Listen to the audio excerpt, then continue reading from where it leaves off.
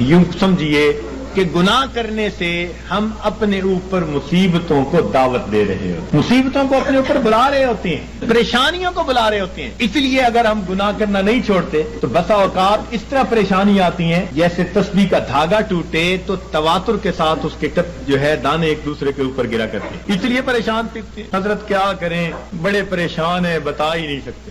حضرت بیوی نہیں مانتی، حضرت اولاد تو اللہ نے دی، ہر ایک افلاطون بنا ہوا ہے۔ کیوں؟ اللہ رب العزت کسی نہ کسی کے ذریعے اس کو پریشان کرتے ہیں۔ عدل و انصاف فقط حشر پہ موقوف نہیں، عدل و انصاف فقط حشر پہ موقوف نہیں، زندگی خود بھی گناہوں کی سزا دیتی ہے، زندگی میں بھی سزا ملتی ہے گناہوں۔ اس لیے اس سے بچنے کا ایک ہی راستہ کہ ہم گناہوں کو چھوڑ ترک کر دیں، معصیت سے خالی زندگی اختیار کرنے کی کوشش کریں۔ ہمارے سلسلہ نقشبندیہ کے ایک بزرگ تھے حضرت خواجہ ابو الحسن خرقانی رحمت اللہ علیہ، فرمایا کرتے تھے کہ جس آدمی نے جو دن معصیت کے بغیر گزارا ایسا ہی ہے جیسے اس نے وہ دن نبی علیہ الصلوۃ والسلام کی معیت میں گزارا۔